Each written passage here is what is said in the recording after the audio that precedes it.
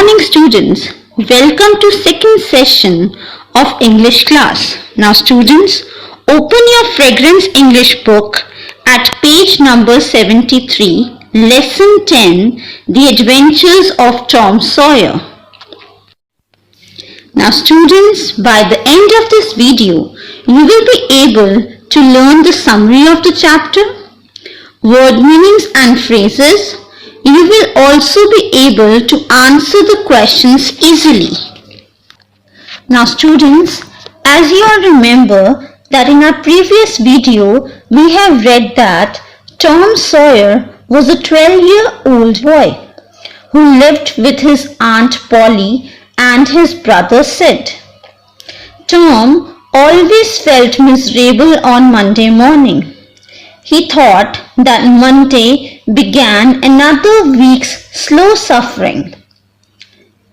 He wished that he had no in-between holiday because it made him feel that he was going to a jail. He compared going to school as going to jail. So Tom laid in his bed thinking. He wished he was sick so that he could not attend school. He examined his whole body and thought that he could detect a severe pain in stomach. But soon this thought vanished. But before proceeding further, let's have feedback of what we have read in our previous video. Here are some set of questions. Number 1. When did Tom feel miserable?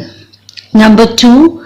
Why did Tom feel miserable on Monday morning? Number 3. How was Tom's experience of going to school on Monday morning? Number 4. Why did Tom wish to be sick? Number 5.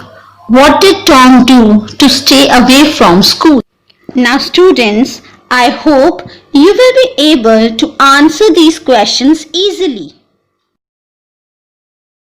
Now students, let's start the reading of page number 73. But before that, let's mark the difficult words with their breakups and meaning. First word is panting. P-A-N-T-I-N-G. Panting means breathing quickly. In the same line, there is word exertions. E-X-E-R-T-I-O-N-S. Exertions means mental efforts. Now moving on to the next word, that is aggravated. A-G-G-R-A-V-A-T-E-D. Aggravated means disturbed. Now next word is snort. S-N-O-R-T. Snort means a loud sound made to show anger. Next word, joggle. J-O-G-G-L-E. Joggle means shake. Now next is makes my flesh crawl. Makes my flesh crawl means makes one feel afraid. Now let's discuss the phrases on this page. First phrase is to begin to groan. कराहना शुरू करने को. Next, in reserve for the present. वर्तमान के लिए बचा के रखने में. Next, for some little time. थोड़े समय के लिए. Next is about a certain thing. एक निश्चित चीज के लिए. Then, for inspection. निरीक्षण के लिए. Next phrase is to feel pain in the toe. पैर के अंगूठे में दर्द महसूस करने को. With his exertions. उसके प्रयास के लिए. Now let's start the reading. He thought further. Suddenly, he discovered something. One of his upper front teeth was loose. This was lucky. He was about to begin to groan as a starter, as he called it, when it occurred to him that if he complained of the tooth, his aunt would pull it out and that would hurt. So he thought he would hold the tooth in reserve for the present and seek further. Nothing struck for some little time. Then he remembered hearing the doctor tell about a certain thing that laid up a patient for 2 or 3 weeks and threatened to make him lose a finger. So the boy eagerly drew his sore toe from under the sheet and held it up for inspection. But now he did not know the necessary symptoms. However, it seemed worthwhile to chance it. So, now students, as we have read earlier, that Tom did not wish to go to school. He was finding excuses to stay home from school. He was finding ailments in his body. Now, he had discovered that his upper front teeth was loose.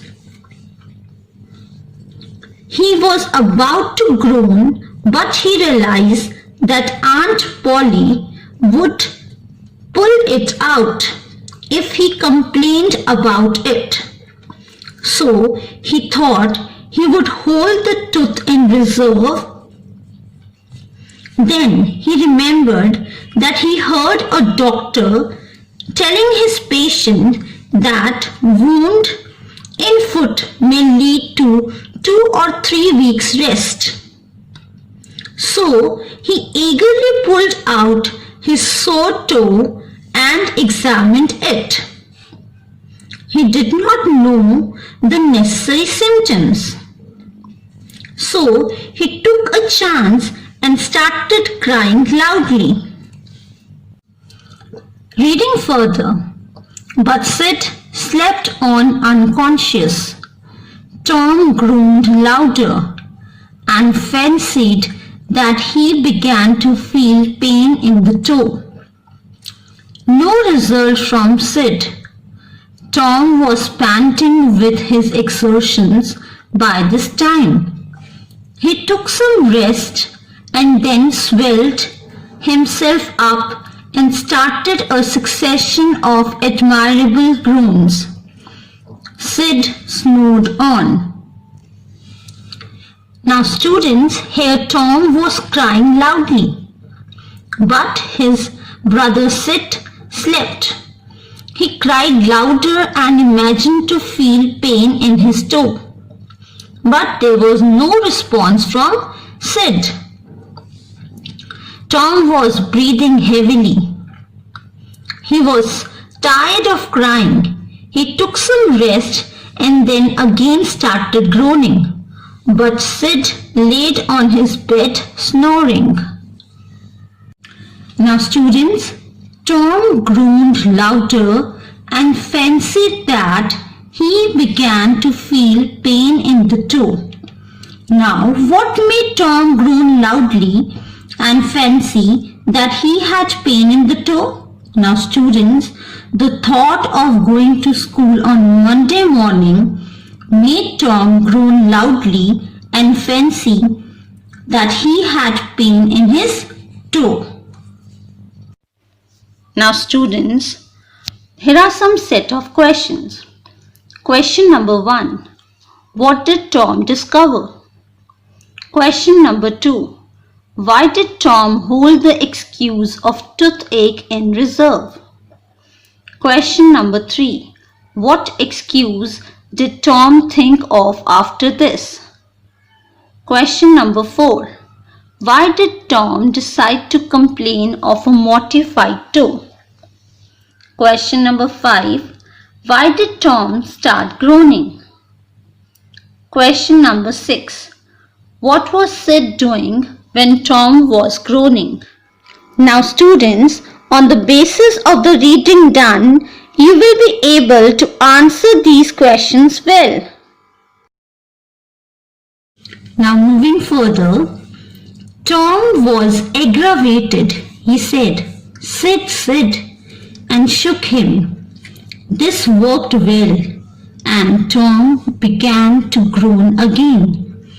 Sid yawned, stretched, then brought himself up on his elbow with a snort and began to stare at Tom. Tom went on groaning. Sid said, "Tom, say Tom." No response. "Here, Tom, Tom, what is the matter, Tom?" And he shook him and looked in his face anxiously. Now students, here Tom was disturbed as Sid did not wake up. So he shook him well and began to groan again. Sid woke up and stared at Tom, but Tom went on groaning. Sid got scared and called out Tom's name several times. He shook him and looked at his face. Reading further, Tom moaned out, "Oh, don't Sid, don't joggle me." "Why, what's the matter, Tom? I must call Auntie." "No, never mind. I'll be over by and by, maybe." "Don't call anybody."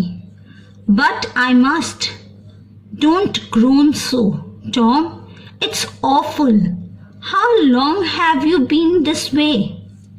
"Hours." "Ouch! Oh, don't stir so, Sid. You'll kill me." "Tom, why didn't you wake me sooner?" "Oh, Tom, don't. It makes my flesh crawl to hear you." "Tom, what is the matter?" "I forgive you everything," Sid groans. "Everything you have ever done to me when I'm gone." Now here, Tom cried out and told Sid not to shake him. He told Tom that he would call Aunt Polly, but Tom stopped him and said that the pain would get over. He also told Sid that he had been in pain since long. Sid got worried to see Tom's condition. Tom told Sid that before dying, he forgave him for everything he had done to him. Now students, come to page number 74. Let's discuss the difficult words with their breakups and meanings of this paragraph. First word is "you aren't." You aren't means you are not. Here, you aren't is used in the text to show characters' unpolished language. Next word is window sash. Window sash means window frame. Next word, yes ma'am. Here, yes ma'am means yes ma'am. This is used in common way of speaking. Next word, rubbish. Rubbish means rubbish. Students, rubbish is old expression not in use anymore. Now let's mark the phrases. To that new girl. उस नई लड़की को. Next phrase. Now let's start the reading. Oh Tom, you aren't dying, are you? Don't Tom, oh don't, maybe.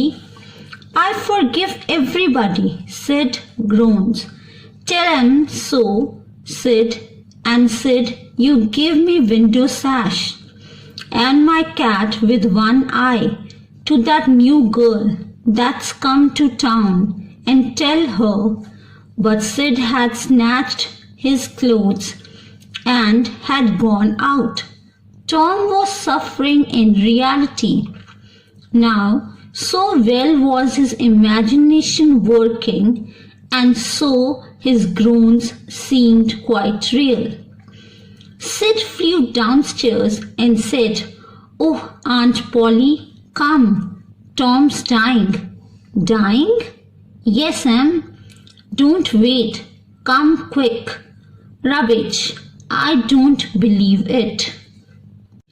Now, students, Sid got worried on hearing that Tom was dying. Tom told Sid about his last wishes. He told Sid to give his window sash and his cat with one eye to that new girl. By that time, Sid took his clothes and went out to call Aunt Polly. Now, students, this shows that Tom's imagination had worked very well. Sid went downstairs and told Aunt Polly that Tom was dying. Aunt Polly did not believe what Sid said. Students, here are a set of questions. Question number 1. Was there anything really wrong with Tom's toe? Question number 2. How did Tom wake Sid up? Question number 3. How did Sid react when he saw Tom groaning? Question number 4. Why did Tom forgive Sid? Question number 5. What did Tom tell Sid about his window pane and cat?